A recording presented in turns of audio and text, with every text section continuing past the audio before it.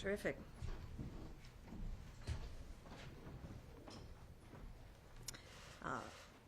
Good afternoon. Thanks for being here. I'm here today with Colonel Noble and Lieutenant Colonel Mark Sear and members of our public safety team to talk about the steps that we've taken to crack down on those illegal street takeovers. I'm also joined today by Police Chief Brenda Perez and Sergeant Skinner of the Brockton Police Department and Chief Kelly Furtado of the Fall River Police Department. Just a reminder about the national trend that we're talking about. I talked to you about this just last week. We've got events that are organized on social media where drivers go out, they block intersections, they invite other drivers to join them, and then they stage car racing, all sorts of dangerous maneuvers, races, burnouts. We saw in South Boston last week, it ended up with fireworks and a police car being set on fire. These participants are ignoring lawful orders to disperse. They're concealing their identities a lot of times with masks. They're acting aggressively at times towards police officers, and in some cases deploying fireworks. This causes public disorder. It's a damage to property. We've already seen that. And it poses a real significant threat to public safety and certainly harms quality of life in our neighborhoods and communities. I said last week we have zero tolerance for this kind of behavior and that we were going to get after it and be on it. So I wanted to provide an update on that work. First, statewide operations to deter street takeovers are having an impact. In response to our directive last week, on Saturday, October 11th, state police troopers coordinating through our State Fusion Center worked with local departments across eastern and southeastern Massachusetts to disrupt and prevent planned events. These were events that were advertised by people online.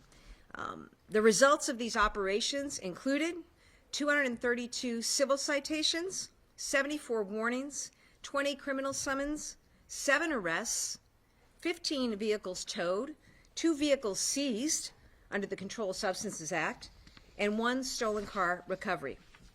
Most importantly, we saw none of the disruptions in our communities like we've seen in the past few weeks. And it's thanks to the great police work across this state.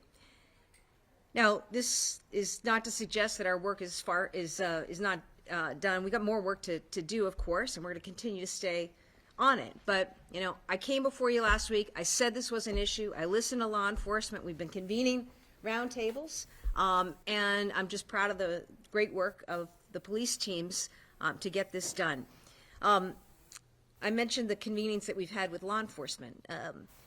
On September 24th, we convened local and state law enforcement in Brockton to learn about issues in communities and to continue to talk about ways we can strengthen our partnerships. On October 2nd, we continued with coordinated patrols by state police troopers and Brockton police officers that resulted in more than 200 motor vehicle stops, 33 tows, including 5 illegal scooters and off-road vehicles. State police investigators also arrested a person on cocaine and fentanyl trafficking charges, and that means deadly drugs were taken off the street thanks to these actions. And I want to thank Chief Perez and her team for all of their work on that matter. The second thing I can tell you about today is that we're going to double down on this work. It's important work. Again, it's about public safety. It's about quality of life in our communities. Today, we're announcing $14 million in safety grants to cities and towns around the state to support traffic enforcement and to stop illegal activity. Recipients of this funding include 210 local police departments and 10 state agencies. Every resident of our state deserves to live in a community with a high quality of life and where public safety is assured. And the men and women working across police departments are out there every day trying to do just that. So we're making sure that departments have the resources that they need, as well as the operational support that they need. And I think that here in Massachusetts we see tremendous coordination and work between local and state law enforcement officials. Third thing I want to tell you about is that moving forward, of course, we're going to continue to meet with police departments and others in law enforcement to talk about the ways that we can further coordinate, share best practices around stopping illegal activity and keeping our neighborhoods safe. Again, a lot of the reason for the success of this has to do with the continued coordination, communication between and among our local and state police officers and agencies, and I thank each and every one of them for that. So we're going to keep doing the work to keep our neighborhoods safe, and I'm going to continue to ask for the public's cooperation. I said last week, look, if you see something, say something. You know, you see something online, somebody posting an invitation to join up at one of these car meetups, say something about it. Makes a difference. Call 911, let people know. I'm also going to continue to make my message clear to people, whether they're coming from Massachusetts or coming from outside of Massachusetts. We've got zero tolerance for this stuff, zero tolerance. And as shown by this past weekend's efforts, we'll find you, we'll hold you accountable. I now would like to invite Colonel Noble up to share some more about these specific operations. Colonel. Excuse me. Thank you, Governor. It's an honor to be with you and all of our partners here today. As the Governor mentioned, we had the opportunity a few weeks ago to spend some time together. State and local leaders came together and we talked. We talked about the issues that are facing law enforcement and that are impacting public safety.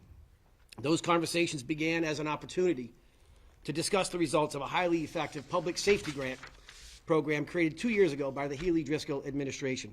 And they quickly became a forum to share ideas about the challenges facing our communities.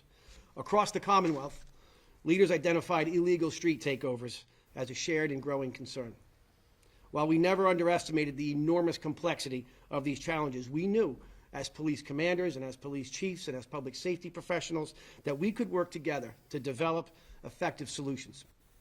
The two operations the Governor highlighted today illustrate the power of collaboration, the power of working together to meet the evolving needs of the Commonwealth to make our communities safer.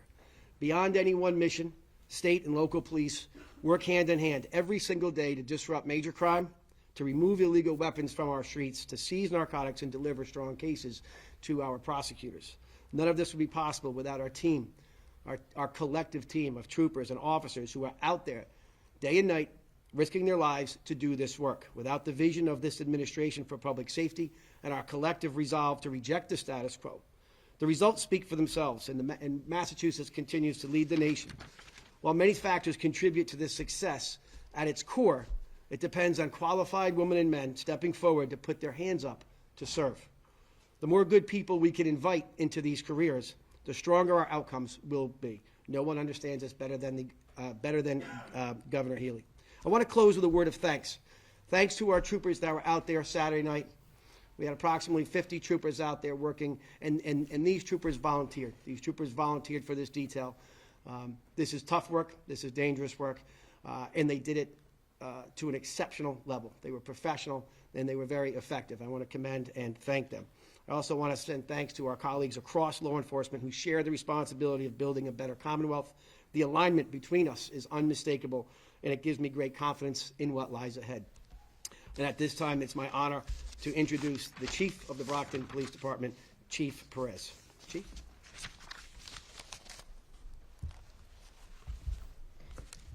Good afternoon. I would like to extend my sincere thanks to Governor Healey. The Brockton Police Department is committed, remains committed, to protecting our community through strong partnerships with Governor Healey, Colonel Noble, and the Mass State Police as we address illegal street takeovers and reckless vehicle gatherings. In the recent months, this dangerous trend has been seen in Brockton and many other municipalities across the state. These illegal cars, meetups, street takeovers have negatively impacted our residents, our businesses, and our city as a whole, damaging personal and real property, disrupting businesses, and affecting employees' production and services, disturbing traffic, and dangerously interfering with emergency services, creating serious risk of personal injury to onlookers, pedestrians, passengers, and even injuring one of my officers. Our officers have worked closely with the Mass State Police on multiple joint operations, including targeted patrols, enhanced traffic enforcement in known meetup areas.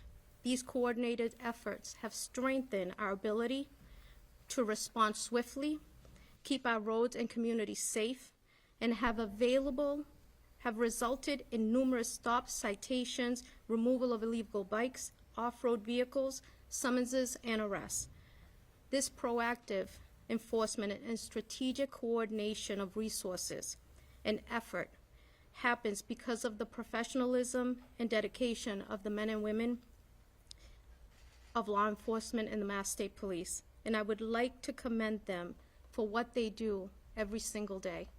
I'd like to thank Governor Healey again, and now I'd like to introduce Fall River Chief Furtado.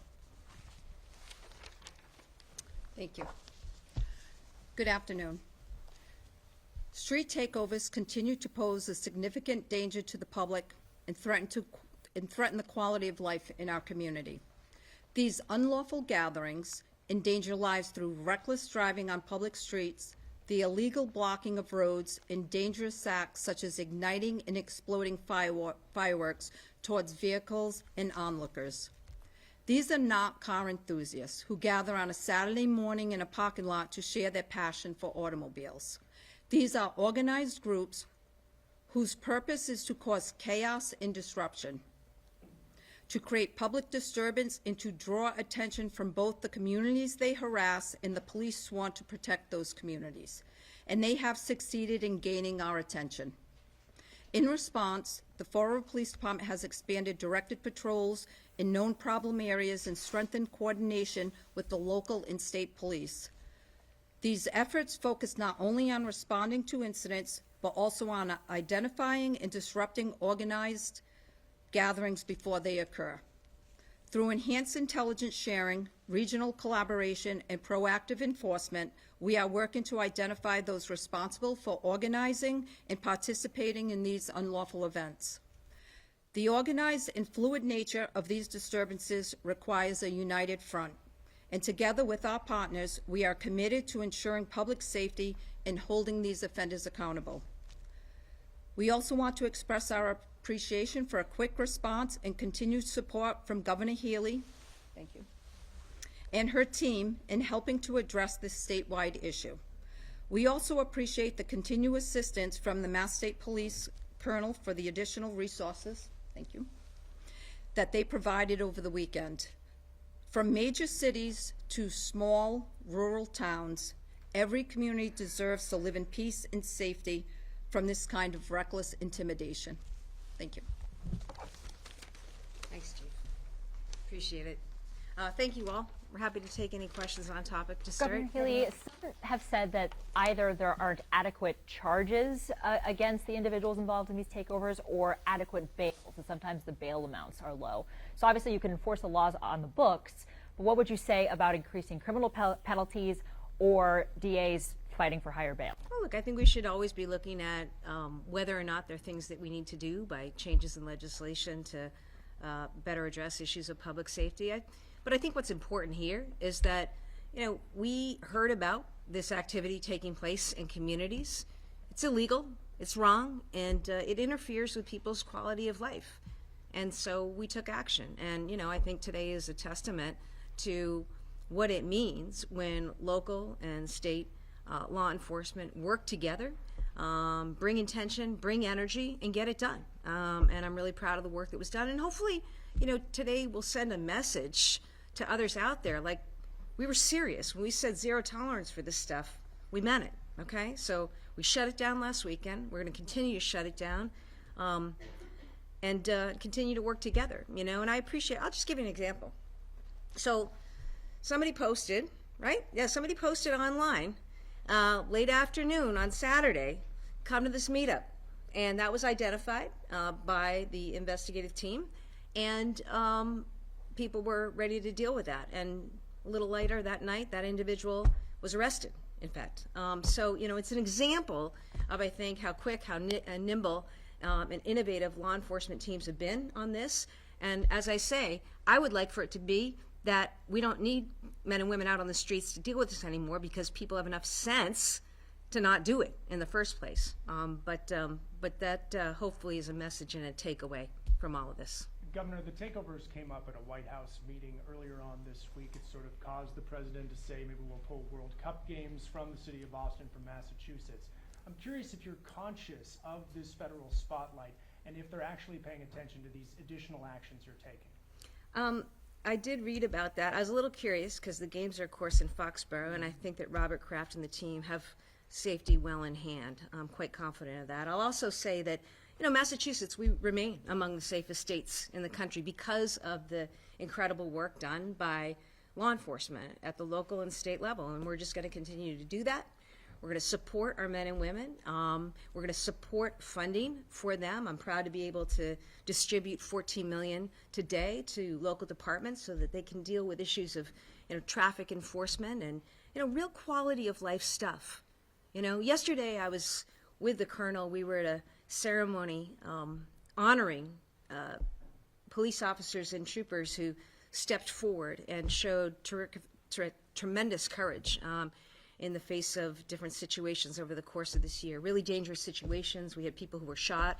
We had people who, were lucky that they made it through, all in service of public safety. And it's just to say, there's actions that need to be taken every day by law enforcement that involve, issues of murder, of domestic violence, of drug trafficking, of gun trafficking. That's always happening.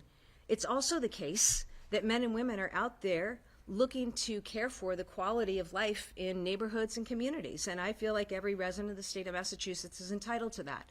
So, these illegal street takeovers, they matter.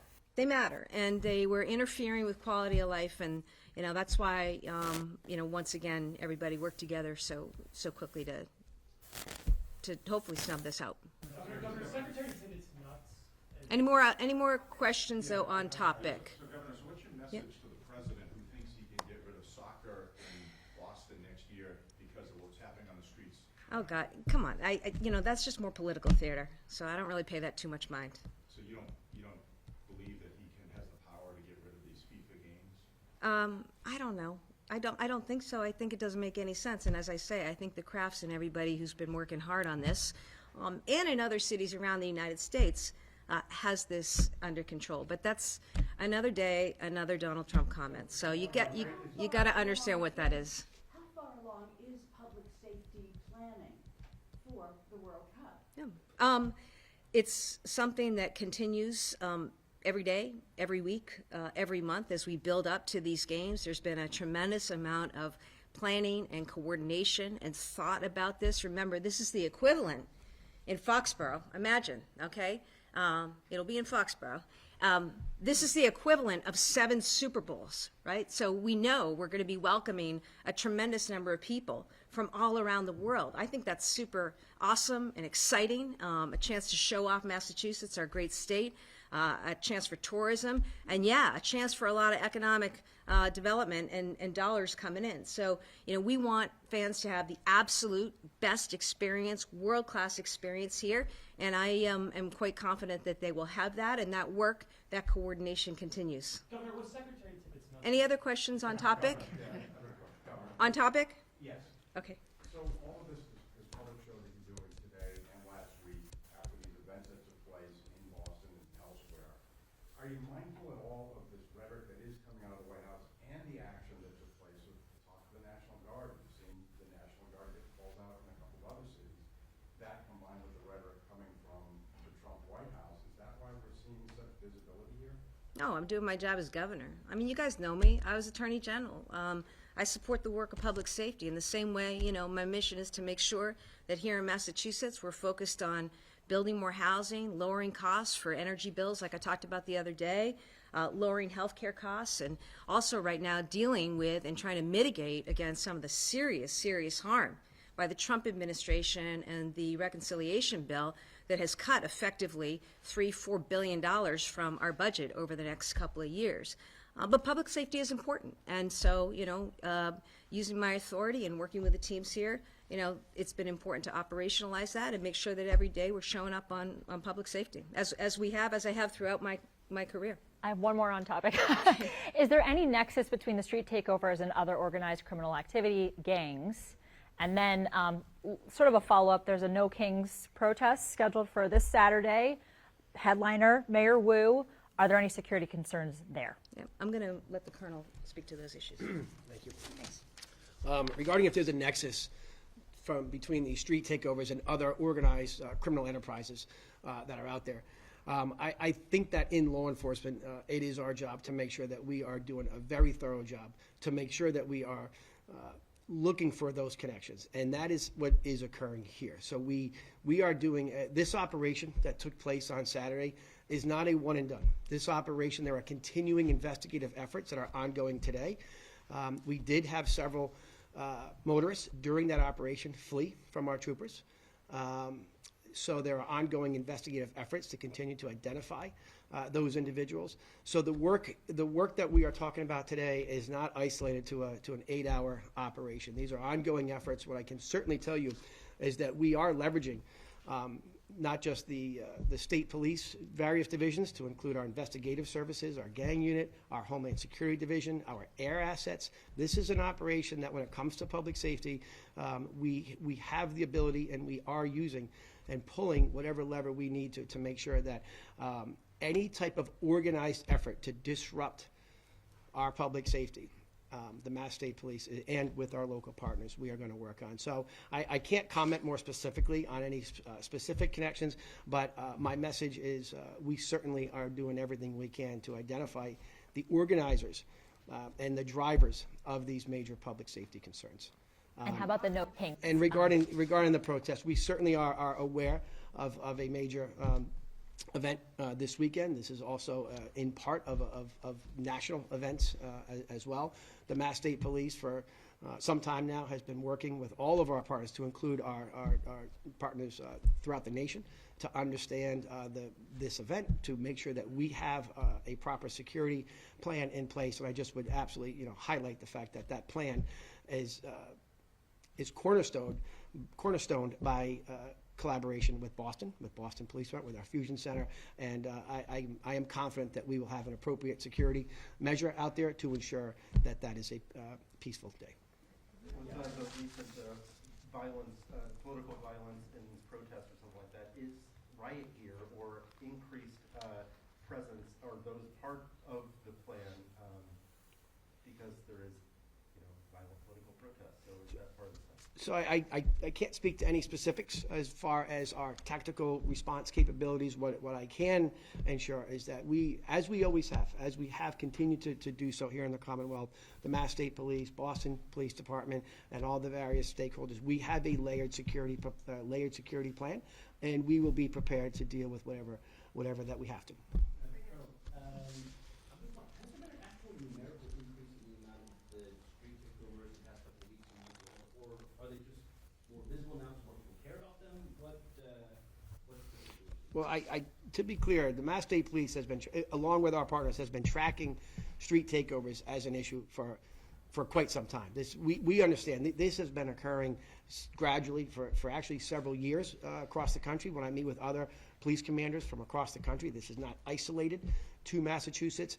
The response to them to ensure public safety is a bit of a challenge, because we don't want to respond to a street takeover at 2 a.m. with 200 cars, and now we have 200 motorists fleeing at high rates of speed, which just creates additional issues. So the real challenge for law enforcement is to come at this with a real holistic approach, and the goal here is prevention. I want to be clear. Our goal is to prevent chaos. It's to prevent public safety issues. We will apprehend those who violate the law, but our primary mission is to prevent these from occurring before they happen. And I also just say, look, you guys know what happened through COVID, right? We saw more of this people taking to the road and racing and doing all sorts of things that were unlawful and put people in harm's way. And so I'm not the expert, but I personally sort of observed that the trend started then and has just continued. And through some of the roundtables and other discussions, I learned that it was happening in more places around the state, and so that's why we took action. Your Secretary of Transportation stepped down today. Was it connected to the Apple Green fallout or comments she made at the Walk Max event in April 24? Comments you said were, quote, poor choice. No, absolutely not. And I congratulate and am grateful to Secretary Tibbetts Nuts for her service. She's made a decision to join private industry in the private sector, though, as we noted, she will continue to serve on as an advisor during this transition for a couple months. But I'm grateful for her service, which has been, over the past 3.5 years in this administration. And actually, she was part of the transition team and during the campaign. So we've been with Secretary Tibbetts Nutt for a while, and wish her all the best in her next chapter as she moves back to private industry. Do you have any concerns? Do you have Yeah. Secretary? You're the fifth secretary to step down this year or announce their departure. Your third transportation secretary. Explain the turnover. I think it's normal if you look back at other administrations.